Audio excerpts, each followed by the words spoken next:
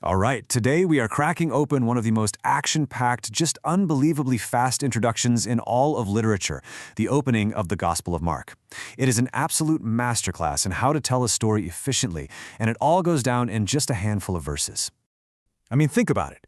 When you're kicking off a huge, epic story, where do you even begin? Do you give us a long, detailed family tree?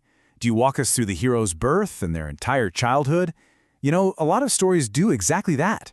And while other accounts of Jesus' life take like whole chapters to set the scene, Mark just does not have time for that. He dives right in with a pace that's honestly breathtaking. He covers these massive, world-changing events with incredible speed. It's less of a gentle introduction and more like a rocket launch. And get this, he does it all in just 13 verses. Can you believe that? In this tiny little prologue, Mark establishes the entire blueprint for his book. Who Jesus is, what he's here to do, and the authority he carries. It's all there. Okay, so let's dive into this. So, the very first voice we hear isn't even Jesus's. It's the voice of this guy out in the wilderness, John the Baptist. And Mark sets him up as the one who kicks off the whole proclamation, right? He's like the official herald announcing the arrival of someone way, way greater.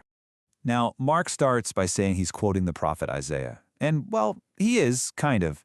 But there's something really clever going on under the surface. He's actually using this common ancient literary technique where he weaves together multiple prophecies into one single, powerful statement. And this is where it gets really interesting. Look at the subtle but totally profound change Mark makes. He takes a prophecy from Malachi where God says a messenger will prepare the way for me, that is, for God himself, and he just tweaks the pronoun. In Mark's telling, the messenger prepares the way for you, meaning Jesus. The implication here is staggering. The arrival of Jesus is the arrival of God. This technique has a name. It's called conflation. Ancient writers would do this all the time. They'd combine texts to make a richer, deeper theological point, and then they'd usually just cite the most famous source, which in this case was Isaiah. So for his original audience, this wasn't weird at all. It was a way of showing how all of history was pointing to this one single moment. So what's so crucial here is that the very first human description of Jesus in the entire story, coming from John, is all about power. John basically says, the one coming after me, he's the stronger one. This immediately locks in the central theme of Jesus' authority, something Mark is going to come back to again and again. Okay, so let's see how this builds in the next major event, the baptism. This is where the story shifts from the earthly plane to the totally cosmic, with a declaration from heaven that just changes everything. Now, Mark uses this incredibly violent word here. He doesn't just say the heavens opened, which is what Matthew and Luke say. No, he says they were torn open. The Greek word is schisma, and you can hear our word schism in there, right? It implies this forceful, dramatic ripping of the very fabric that separates heaven and earth. And this just brilliantly shows off Mark's literary genius. He creates this powerful set of bookends for Jesus' entire ministry. At the very beginning, the veil separating the divine and human worlds, the heavens, is torn. And then, at the very end, at the moment of Jesus' death, its physical symbol on earth, the temple veil, is also torn in two. It's just incredible. And the connection gets even deeper than that. Right after the heavens are torn, a voice from God declares who Jesus is.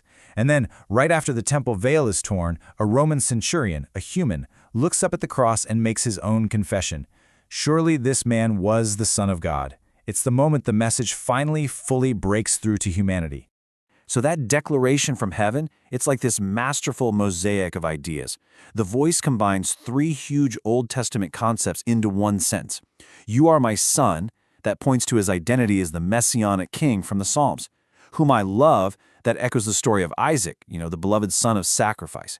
And with you I am well pleased identifies him as Isaiah's suffering servant. So in one single sense, Mark defines Jesus as king, son, and sacrifice. Wow. So, Jesus has been announced by a prophet and then affirmed by God himself. What happens next? Well, he's immediately led by the Spirit straight into the wilderness to face his main opponent. This sets the stage for the central conflict of the entire story. Mark's telling of the temptation is incredibly short, but every single detail matters. The very first character Jesus goes up against after his divine commissioning is Satan. This tells us right away that the real battle here is a cosmic one, long before any human enemies even show up. And then there's this fascinating little detail that only Mark includes. Jesus was with the wild animals. Now that might seem like just a random fact, But some scholars, like Dr. Mark Jennings here, suggest this is a powerful hint of a new creation. It's a picture of a new Adam, restoring the peace of Eden and starting the work of undoing the effects of the fall. Okay, let's zoom back out for a second. We've had John the Baptist, a cosmic baptism, and a showdown with Satan, all crammed into just a few short lines. What does this rapid-fire opening actually do for us, the reader? It gives us a complete blueprint. In just 13 verses, Mark has told us everything we need to know to get started. He's laid out Jesus' threefold identity, he's defined his authority as the stronger one, and he's outlined his cosmic mission. These three themes are going to drive the whole rest of the book. 13 verses. That's it. That's all it took to lay the foundation for this entire epic story. The speed and the density, that's part of the message itself. You can almost think of it like the hare and the tortoise. Mark starts out like the hare, just sprinting through all this essential background info. He gives us the summary of events he pretty much assumes we already know. But he does this so he can then slow way down, like the tortoise, to carefully, closely examine the specific days and moments he really wants us to focus on. And really, that's the key takeaway here. These first 13 verses aren't just an introduction. They are an interpretive lens. They're the decoder ring for the rest of the book, letting us understand the deeper meaning behind every teaching, every healing, and every single conflict that's about to unfold. So Mark just blasts through the setup to get us to the main event. But that brings up a really fascinating question, right?